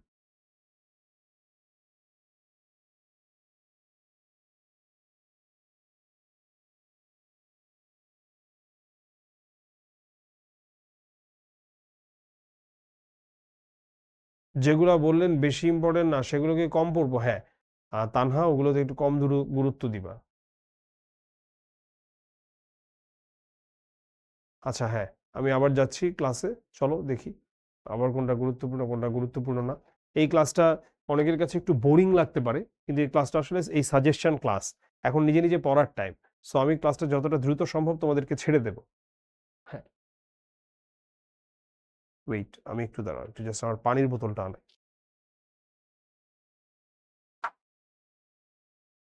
রবিন, রবিন, রবিন, ওই যে ওকে বলছি না গ্রিন টি এর কথা, ফাহাদকে গ্রিন টি আর পানির কথা একটু এখনই বলো, দিয়ে যেতে। হ্যাঁ, আমরা ক্লাসটা 1 ঘন্টা হবার পরে একটা বিরতি নেব 7:30টার দিকে। আমরা একটা বিরতির পরে আমরা আবার ফিরে আসব। আমরা একটা 7:30টার দিকে আমরা একটা বিরতি নিব 15 মিনিটের, এরপর আমরা আবার ফিরে আসব।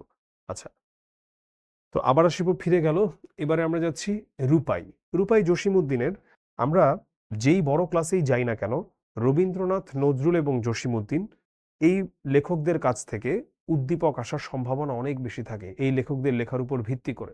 তো রূপাই, রূপাই হচ্ছে গ্রামের প্রকৃতির সান্নিধ্যে রূপাইয়ের শৈল্পিক সৌন্দর্যের স্বরূপ ব্যাখ্যা করো এবং কবিতা অবলম্বনে কৃষকদের কর্মোদ্যোগের দিকটি তুলে ধরো।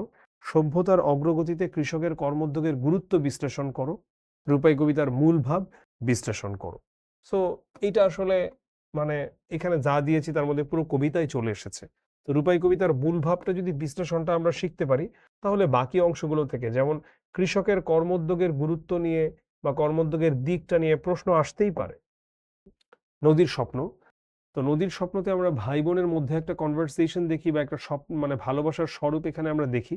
তো সেই কবিতার মূল ভাবটা, সেটা নিয়ে প্রশ্ন আসতে পারে। আবার কিশোর মনের কল্পনা বিলাসী মানসিকতার স্বরূপ এখানে আসতে পারে। আবার নদীর স্বপ্ন কবিতায় প্রকাশিত কিশোরের কল্পনা শক্তি এবং বনের প্রতি দায়িত্ববোধের পরিচয় আমরা এখানটাতে দেখতে পারি।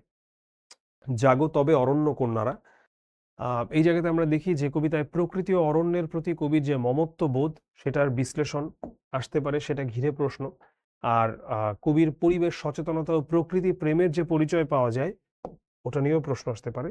আর জাগতবে অরণ্যকন্যার কবিতায় প্রকৃতির যে চিত্র তুলে ধরা হয়েছে, সেটা আমাদেরকে ব্যাখ্যা করতে বলতে পারে। আর বৃক্ষের প্রতি যে বন্দনা ফুটে উঠেছে, সেটা আমাদেরকে ব্যাখ্যা করতে বলতে পারে। প্রার্থী, অবহেলিত ও বঞ্চিত মানুষদের প্রতি কবির যে সহানুভূতি, ওটাই আমরা দেখতে পাই সুকান্তের। শীতার্ত মানুষের প্রতি কবির যে অনুভব, আর বর্ণিত শীতার্ত মানুষের মানে কথাবার্তা এবং তাদের যে দুঃখ কষ্টের গাথাগুলো, এগুলোর উপর ভিত্তি করেও প্রশ্ন আসতে পারে।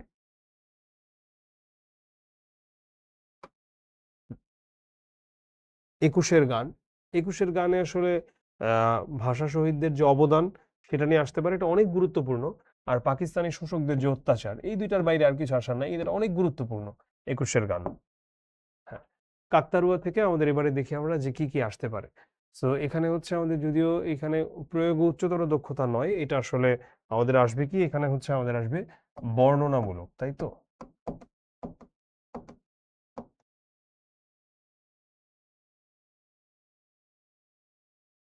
হ্যাঁ, আমরা দেখি বর্ণনামূলক কি আসতে পারে। বাঙালিরা এ ব্যাপারে বড় স্বার্থপর হয়। এটা কি ব্যাখ্যা করতে বলছে? আর মৃগাঙ্ক বাবুর মানসিক অস্থিরতার স্বরূপটা আমাকে বিশ্লেষণ করতে বলছে। গেল। কাকতাড়ুয়া কি বুঝিয়ে লেখো? কুসংস্কারের প্রতি বিশ্বাস কখনো ভালো ফল বয়ে আনতে পারে না। কথাটি কাকতাড়ুয়া গল্পের আলোকে বিশ্লেষণ করতে বলেছে।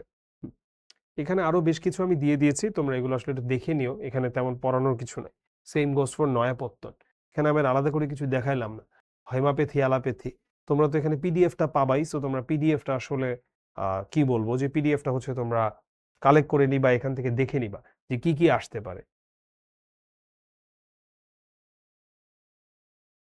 এবং ডেভিড কপারফিল্ডের জন্য এটা গুরুত্বপূর্ণ যে ডেভিডের সুখের জীবনে ধাক্কা লাগে কিভাবে, আর ডেভিডের সৎপিতা মার্ডস্টোন কেমন প্রকৃতির মানুষ ছিলেন।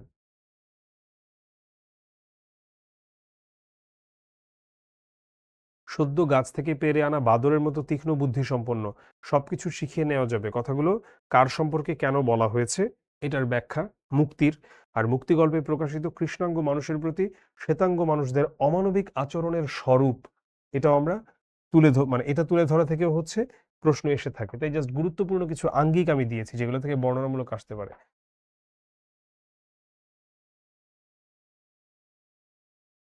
আচ্ছা, ফিলিস্তিনের চিঠিটা আমার কাছে ব্যক্তিগতভাবে অনেক গুরুত্বপূর্ণ বলে মনে হয়। এবং এখানে যে পত্রলেখকের বন্ধু মুস্তাফার বিদেশ চলে যাওয়ার কারণটা ব্যাখ্যা, আর গল্পকথকের স্বদেশ ও স্বজনদের প্রতি মনোভাবের পরিচয়।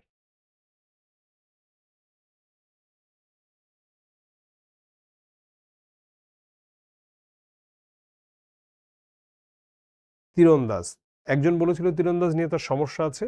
সো তীরন্দাজের এই অংশগুলো দেখতে পারো, এগুলোর বাইরে আসলে প্রশ্ন আসার সম্ভাবনা খুব একটা নাই। মানসিংহ শাখা, হুম, এইটা অনেক অনেক ইম্পর্টেন্ট একটা প্রশ্ন।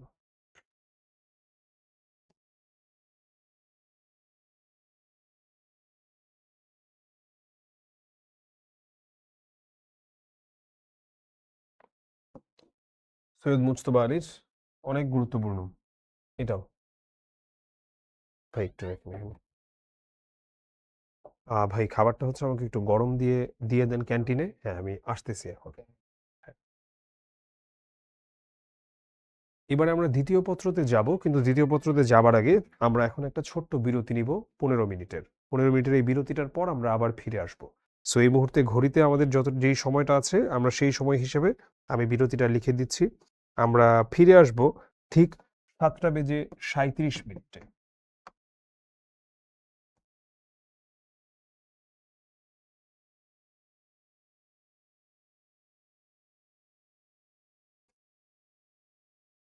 দ্বিতীয় পত্র কিন্তু এখনো বাকি রয়েছে এবং পরীক্ষার হলে আমাদের কি করতে হবে না করতে হবে কিভাবে কি সেগুলো নিয়েও আমরা কথা বলবো। সো সবাই আমরা আবার একটু ফিরে আসবো, কারণ ক্লাসটা যদি এভাবে হতে থাকে সবাই এতটাই মনোটোনাস হয়ে যাবে, আলটিমেটলি কনসেন্ট্রেশন কিছুই দিতে পারবো না। তো একটু আমরা 15 মিনিট একটু চোখে মুখে পানি টানি দিয়ে আসি, বা কিছু হালকা পাতলা খাবার খাওয়ার হলে সেটা খেয়ে দিয়ে আসি, নামাজ পড়ার হলে নামাজ পড়ে নেই, এরপরে আমরা বসছি ক্লাসে আবার।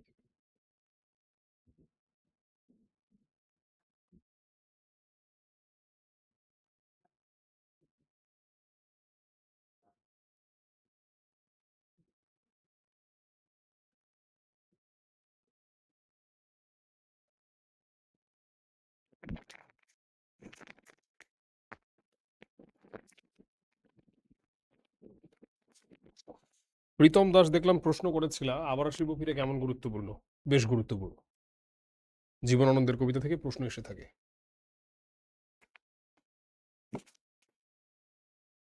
না, আজকে কোনো বহু নির্বাচনী প্রশ্নোত্তর পর্ব নয়, জাস্ট কিছু সাজেশন দিয়ে দেওয়া হবে, দেন আজকের ক্লাসটা আজকে এতটুকুই থাকবে। হ্যাঁ, আমি আবার ফিরে গেলাম, ক্লাসে ফিরে আসলাম আবার।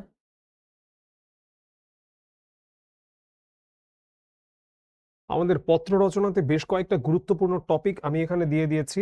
এখানে যেমন একটা হচ্ছে বৃক্ষরোপণের প্রয়োজনীয়তা, তারপরে বন্ধুর মা হঠাৎ করে মারা গেছেন তাকে সান্ত্বনা দিয়ে একটা চিঠি, তারপরে কম্পিউটার শিক্ষার গুরুত্ব বর্ণনা, সাম্প্রদায়িক সম্প্রতি বিষয়ে বন্ধুকে একটা পত্র, ঐতিহাসিক স্থান ভ্রমণের অভিজ্ঞতা জানিয়ে বন্ধুকে চিঠি, আবার ছাত্র জীবনের দায়িত্ব ও কর্তব্য সম্পর্কে উপদেশ দিয়ে ছোট ভাইয়ের কাছে চিঠি, এগুলো।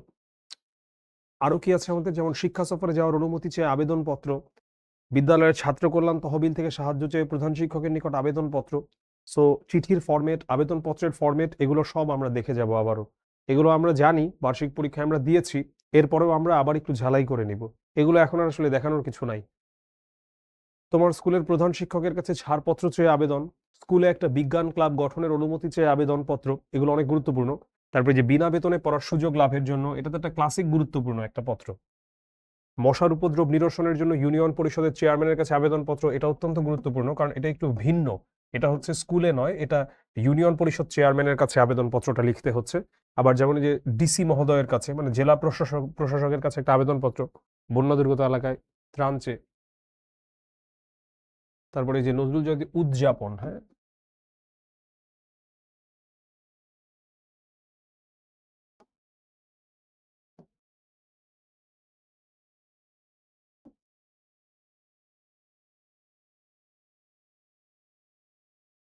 বাংলা নববর্ষ উদযাপন, এটা উদযাপন হবে, উদ্যাপন এভাবে চলে আসছে আর কি, ভুলে চলে আসছে এটা। স্কুলে বার্ষিক সাংস্কৃতিক অনুষ্ঠান উপলক্ষে একটা আমন্ত্রণ পত্র। সারাংশ বা সারমর্ম, আমরা জানি যে সারাংশ সারমর্মের একটা বেসিক রুল আছে, সেটা হলো 3 ভাগের 1 ভাগ লেখা। অর্থাৎ আমার প্রশ্নটা যদি থাকে 9 লাইন, আমার সারাংশটা থাকবে 3 লাইন, বা যদি থাকে 10 লাইন সেটাও থাকবে 3 লাইন, বা 3.5 লাইন তো আর হয় না, 3 থেকে 4 লাইন ম্যাক্সিমাম। মানে যদি ধরো সেটা হয়ে যায় একটা 3 দিয়ে নিঃশেষে বিভাজ্য একটা সংখ্যা, মানে 3 দিয়ে ভাগ যায়, তাহলে তো আমরা বুঝতেই পারি 3 দিয়ে ভাগ দিলে যত লাইন হয়। যেমন যদি হয় আমার ওটা 15 লাইন, তাহলে এটা হবে 5 লাইন, বা যদি আমার এটা হয় হচ্ছে 12 লাইন, এটা হবে 4 লাইন। কিন্তু যদি এমন হয় যে না, এটা 10 লাইন, 10 তো 3 দিয়ে ভাগ যায় না, তখন কি? তখন ধরো 3 লাইন লিখলেই হয়, বা ওই 3 লাইন লিখবা, ধরো 10 যে ভাগ যায় না, এর আগের সংখ্যাটা তো 3 দিয়ে ভাগ যাবেই, ধরো ধরলাম, তো ওইভাবে লিখে দিবা আর কি। 3 লাইন, 4 লাইন লিখলে বড় হয়ে যায়, 3 লাইন লিখবা আর কি, এরকম।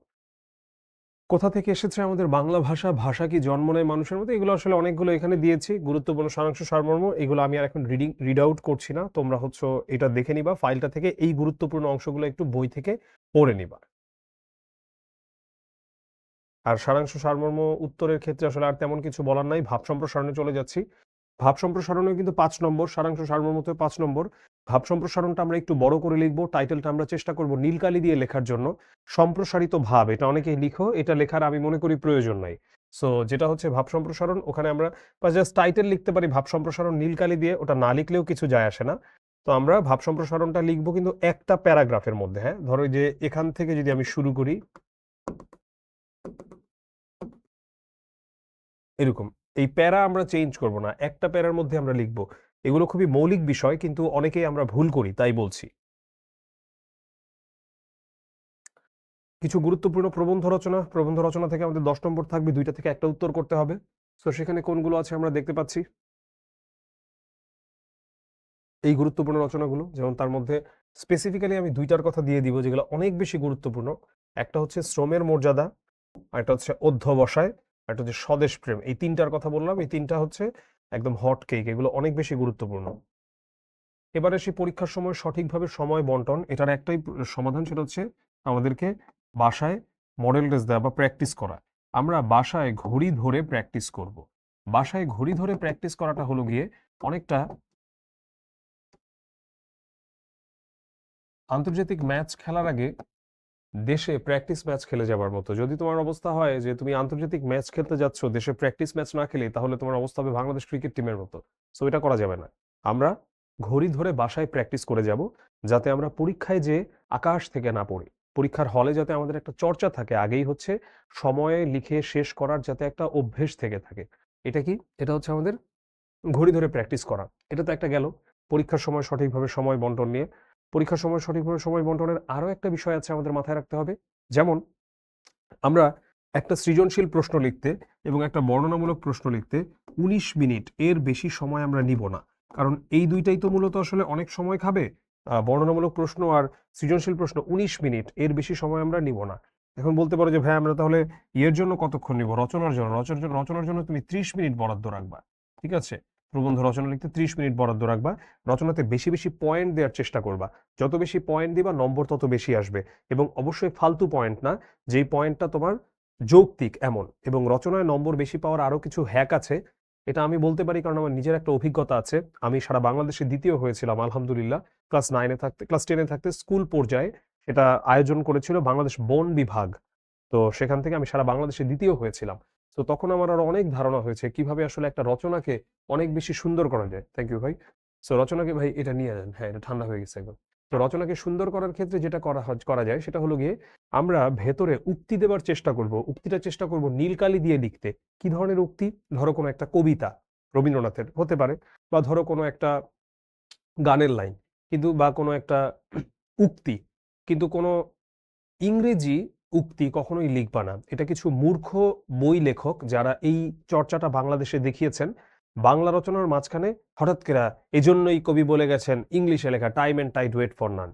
আরে ভাই, আমরা কি কোনো ইংরেজি রচনা বা ইংরেজি কোনো কম্পোজিশনের মধ্যে দেখি মাঝখানে একটা ফ্রেঞ্চ লাইন লেখা, একটা ফ্রেঞ্চ পোয়েম লেখা, বা একটা স্প্যানিশ পোয়েম বা বাংলা পোয়েম লেখা, বা একটা হিন্দি কবিতা লেখা? এটা আমরা দেখি কখনো? তাহলে তুমি কেন দিবা ওটা? কখনোই বাংলা রচনার মাঝে ইংরেজি ভাষা আনবা না। উক্তি টুক্তি যা দিতে চাও সব বাংলায় লিখতে হবে। ঠিক আছে? আশা করি এটা তোমাদের মাথায় থাকবে। তো আমাদের বাংলা রচনার কথা গেল, এবং বাংলা রচনায় আমরা বেশি, বেশি পয়েন্ট দেব। ভেতরে যদি তোমার কবিতা না মনে থাকে, লাগলে নিজে কবিতা বানায় দিবা কিছু। কবিতা কবি বলে গেছেন। কোন কবি বলে গেছেন? No one knows. বাট কবিতাটা যাতে ভালো হয়। কবিতাটা যাতে গার্বেজ না হয়। যেমন আমার এখনো মনে পড়ে, এরকম আমি দিয়েছিলাম কোনো একটা কবিতা এবং আমি খুব ভালো মার্কস পেতাম বাংলাতে আলহামদুলিল্লাহ। আমার ক্যাডেট কলেজ জীবনে আমার এখন একটা স্মৃতি মনে পড়ে। আর্টসেলের একটা গানের লাইন ছিল যে, গ্রাস করেছে আমাকে গ্রহণ লেগেছে সত্তায়, দাসত্বের দাস হয়ে ফিরছি, বিবাগী পথিকের বেশে বারে, বারে একই ঠিকানায়। কিন্তু এটাকে আমি এমনভাবে দিয়েছি, কবি বলেছেন, তো এটা যে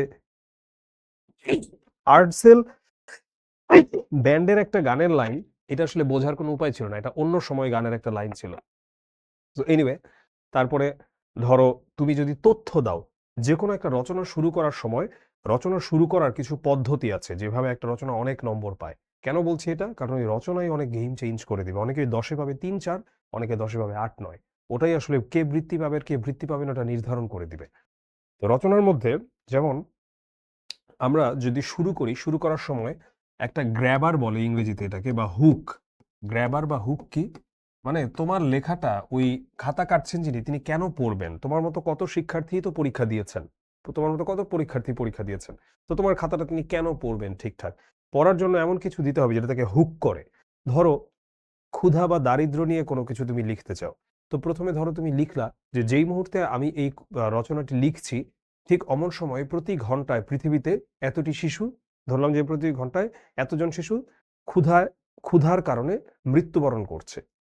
বা দক্ষিণ সুদানে প্রতিদিন এত শিশু মৃত্যুবরণ করে। কোনো একটা তথ্য দিয়ে শুরু করা। এটা একটা গ্র্যাবার হতে পারে। গ্র্যাবার বা হুক হচ্ছে ১ম এই যেটা টেনে ধরে রিডারকে, মানে যিনি পড়ছেন পাঠক, তোমার খাতা যিনি দেখছেন, তিনি আটকে যাবেন ফার্স্টেই। এবং তুমি যদি ভেতরে কোনো গ্রাফ দিতে পারো সেটা, বা কোনো চার্ট দিতে পারো, তো এগুলো হচ্ছে অনেক ভালো ভূমিকা পালন করে তোমার বেশি নম্বর পাবার ক্ষেত্রে।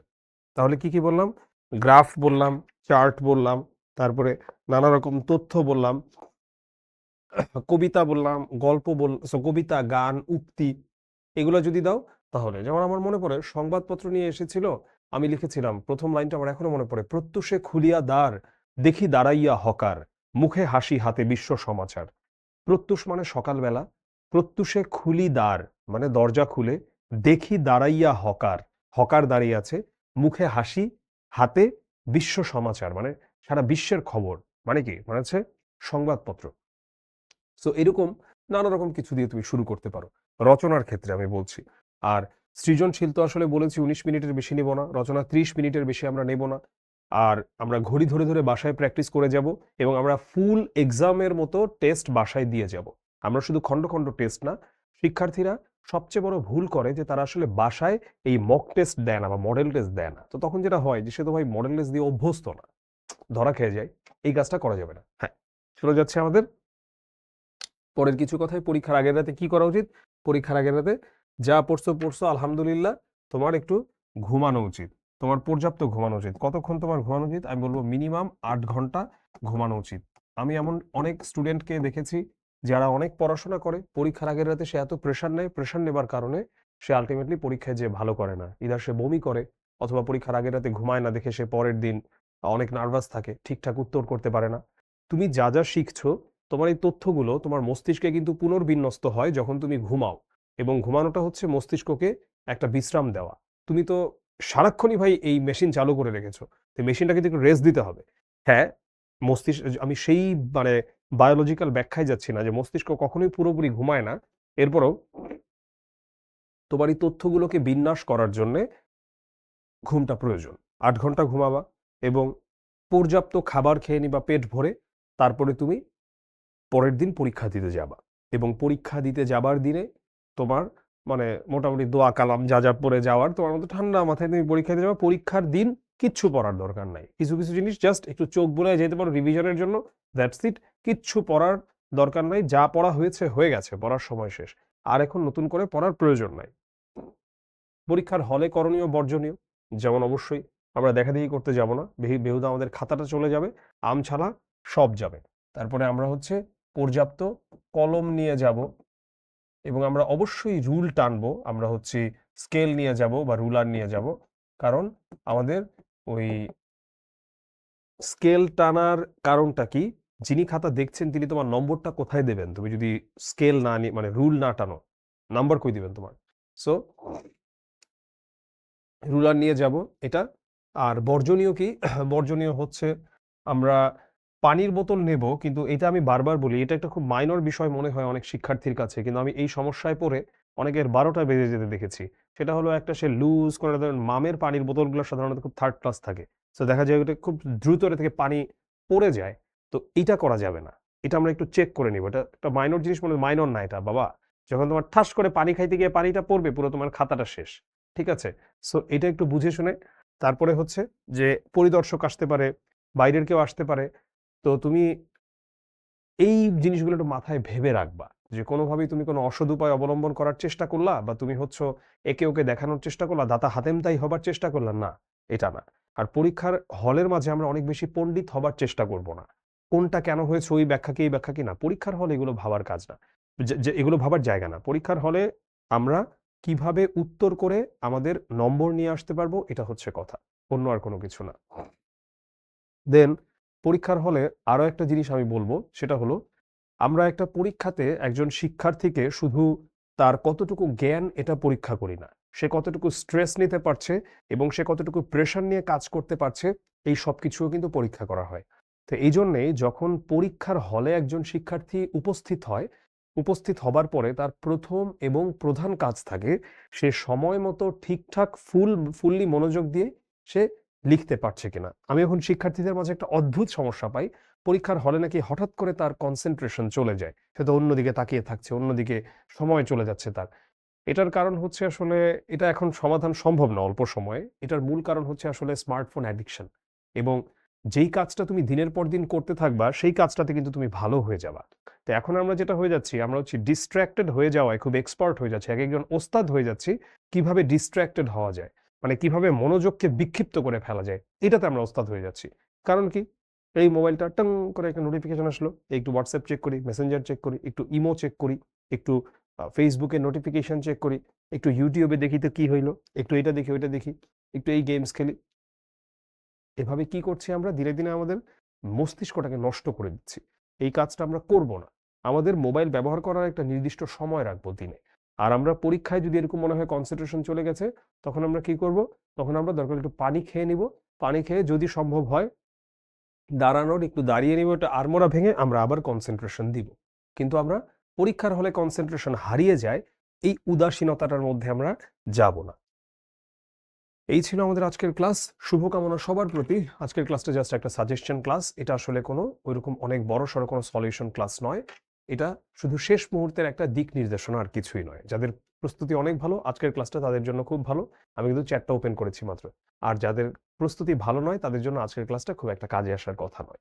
যদি আজকের ক্লাসটা তোমার কাজে না আসে, তাহলে বুঝতে হবে তোমার প্রস্তুতি খুবই খারাপ। আর আজকের ক্লাসটা যাদের কাজে এসেছে, বুঝতে হবে তাদের প্রস্তুতি মোটামুটি ভালোই লেগেছে। ভালোই আছে আরকি। হ্যাঁ। বাংলা ক্লাস আপাতত এটাই। আর দেখো এরপরে রুটিনে যদি দিয়ে দেওয়া হয় কিছু। হ্যাঁ, আচ্ছা, তথ্য মনে রাখার উপায় আমি তাড়াতাড়ি শিখবো এটা বলেছিল যে ইউনুস যেহেতু জিজ্ঞাসা করেছে আমি এটা বলছি। সেটা হলো তথ্য মনে রাখার জন্য আমাদেরকে দুটো পদ্ধতি গবেষণায় সবচেয়ে ভালো বলে প্রমাণিত হয়েছে। একটা হলো অ্যাক্টিভ রিকল, আরেকটা হলো স্পেস রিপিটেশন। অ্যাক্টিভ রিকল কি? অ্যাক্টিভ রিকল হচ্ছে একটা জিনিস না দেখে মনে করার চেষ্টা করা। ধরো ধরো আমি জানবো যে রবীন্দ্রনাথ ঠাকুরের গীতাঞ্জলির ভূমিকা অংশ কে লিখেছে। আচ্ছা, আমি আরো সহজ করি। ধরো সোনার তরী, সোনার তরী কবিতাটা কে লিখেছেন? রবীন্দ্রনাথ ঠাকুর। এখন আমরা যেভাবে নোট নেই, এই নোট আসলে আমাদের কোনো কাজে আসে না। আমরা করি কি? আমরা ওটা দেখে দেখে লিখি। হ্যাঁ, সোনার তরী কবিতা রবীন্দ্রনাথ ঠাকুর লিখেছেন, এটা কোনো কাজে আসে না। আমাদের যেটা করতে হবে, সোনার তরী কবিতাটি ড্যাশ লিখেছেন, কে লিখেছেন ওটা আমি পরে মনে করে লেখার চেষ্টা করব, বা পরবর্তীতে মনে করব। যখন এটা তথ্য, আমি কাউকে বলবো আমাকে একটু পড়া ধরতে। পরীক্ষায় তো আমরা এই কাজটাই করি, অ্যাক্টিভলি রিকল করার চেষ্টা করি তথ্যগুলো। আরো একটা কাজ করি আমরা পরীক্ষায়, সেটা হলো আমরা কনসেপ্টও বুঝিয়ে লিখি। হতে পারে সেটা বিজ্ঞানের কোনো কনসেপ্ট বা কিছু, বা ম্যাথের কোনো কনসেপ্ট। ওটা কি করতে হয়? ওটা হচ্ছে আমি প্রথমে পড়বো, পড়ে আমি মনে করে আমার স্মৃতি থেকে আমি ওটাকে লিখবো। এটাই হচ্ছে অ্যাক্টিভ রিকল। আর স্পেস রিপিটেশন হচ্ছে একটা নির্দিষ্ট সময় পর পর এই বিষয়টাকে পুনরাবৃত্তি করা। গবেষণায় প্রমাণিত, মানুষ 24 ঘন্টার মাঝে যা শিখে তার 60 থেকে 70 ভাগই সে ভুলে যায়। তো এটা তাহলে কিভাবে মনে রাখা যায়? আমাদের ব্রেইনের ভেতরে তো যে মেমোরি আছে, এটা তো একদম মানে অসীম টাইপ মেমোরি। কিন্তু তাহলে এটা কিভাবে রাখা যায়? এটা রাখার জন্য হচ্ছে একটা নির্দিষ্ট সময় পর পর রিভিশন দিতে হয়। ওই রিভিশনটা হচ্ছে ওই যে দেখে দেখে পড়ার রিভিশন না। ওটা হচ্ছে না দেখে মনে করার চেষ্টা করার রিভিশন। এটা যদি করা হয় তাহলেই সম্ভব হবে। হ্যাঁ। ভাব সম্প্রসারণ কত প্যারায় লিখবো? ১ প্যারায় লিখবা।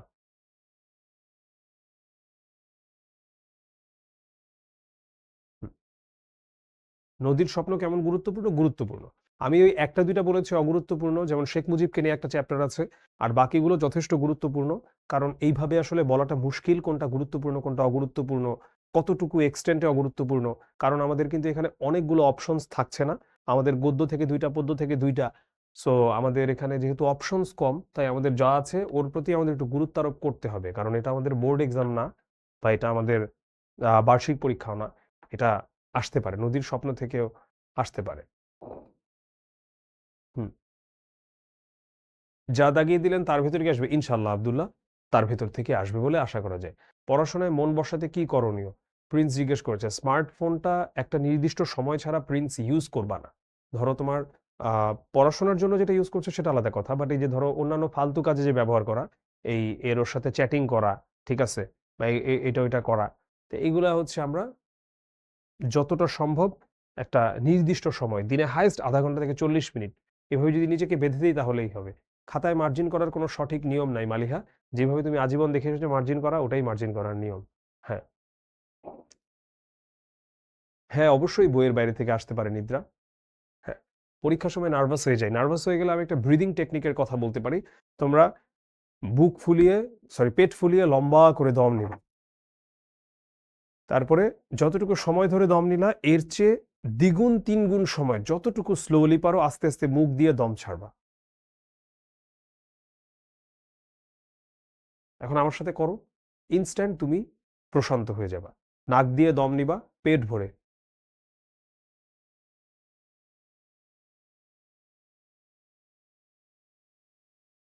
মুখ দিয়েই দমটা ছাড়বে, যে ফু দেওয়ার মতো, দ্বিগুণ ৩ গুণ সময় নিয়ে। এটা তোমাকে মুহূর্তেই প্রশান্ত করে ফেলবে। আচ্ছা। হুম।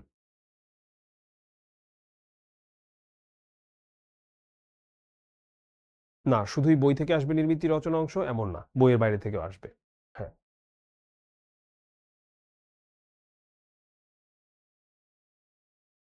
রূপাই কবিতা নিয়ে একজন প্রশ্ন করেছে। রূপাই কবিতাটা আসলে ভালো মতো পড়ে যেও। রূপাই চরিত্রটার যেই বৈশিষ্ট্যগুলো আছে ওগুলো পড়ে যেও, ওর বাইরে কোনো প্রশ্ন আসবে না রূপাই থেকে। হ্যাঁ, ফিয়ামানিল্লাহ, তোমাদের সবার জন্যই আমার দোয়া। আর যেই প্রশ্নগুলো আসছে সেই প্রশ্নগুলো আমি ইচ্ছা করে এখন অ্যাড্রেস করব না।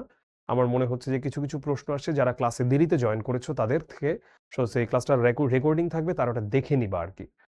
হ্যাঁ, আর ক্লাস হবে কি হবে না তোমরা দেখবা, ওই আমাদের অ্যাপেই তো সবসময় সকল রুটিন দিয়ে দেওয়া থাকে।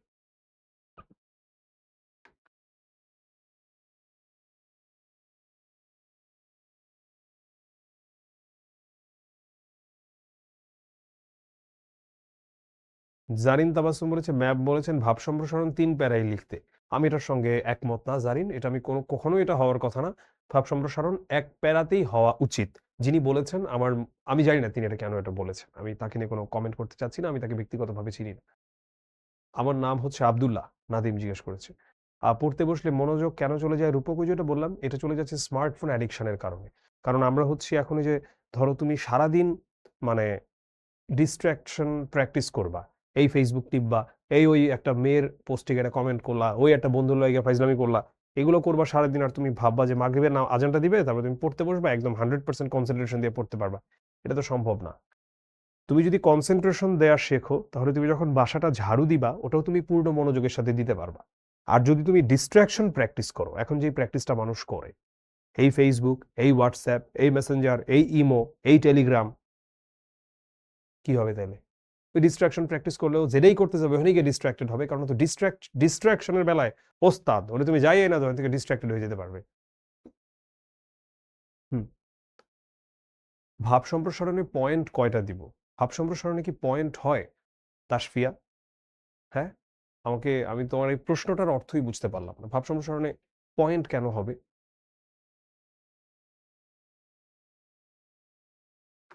দিনে কয় ঘন্টা পড়বো? প্রথমত এটা একটা ফালতু প্রশ্ন। যতটুকু পড়লে তোমার পড়া হয় ততটুকুই পড়বা।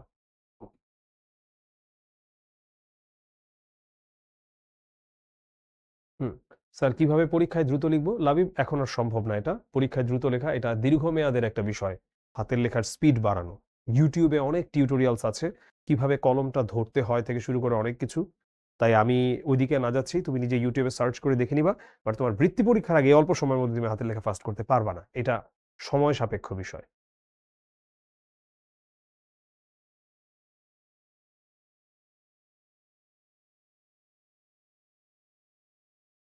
ভাই, আমাদের বাংলা ম্যাম ভাব সম্প্রসারণ ৫ পৃষ্ঠা লেখার কথা বলেছে। স্পন্দন, আমি যেটা বলবো, ধরো লেখা একেকজনের ফন্ট সাইজ একেকটুকু, হাতের লেখার সাইজ। সো কারো বড়, কারো ছোট। আমি যদি মোটামুটি একটা প্রমাণ সাইজের ধরি, তাহলে সেক্ষেত্রে আমি মনে করি ৩ পৃষ্ঠা যথেষ্ট ভাব সম্প্রসারণের জন্য। যথেষ্ট ৫ নম্বরের জন্য ৩ পৃষ্ঠা। এর বেশি প্রয়োজন নাই। কোনো প্রয়োজন নাই এর বেশি। ২.৫ থেকে ৩ পৃষ্ঠা। আল্টিমেটলি শেষই করতে পারবে না কেউ এত লিখতে গেলে।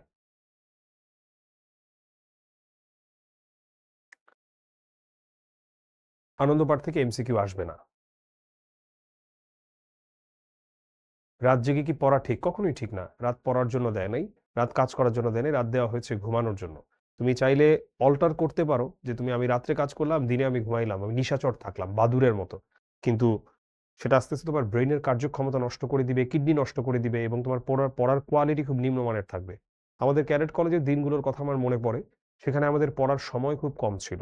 আর সেখানে রাতের যে ঘুম, ১০টা ৪৫ বাজলেই হচ্ছে লাইটস আউট হয়ে যেত। একটা বেল বাজে সেন্ট্রালি, এবং পুরা কলেজ অন্ধকারের মতো হয়ে যায়। না ঘুমায় কোনো অপশন নাই। আমাদের পড়াগুলো আমরা শেষ করতাম, জমে থাকা পড়াগুলো বেশিরভাগ ফজরের নামাজের বেশ আগে উঠে। এবং ওই সময়ে তোমার ব্রেইন যেই ক্যাপাসিটিতে কাজ করবে, এটা ইনসেইন। যে কেমনে কাজ করতেছে, এত ফাস্ট জিনিসপত্র ধরতে পারতেছে, ওটা কখনোই রাত জেগে হয় না।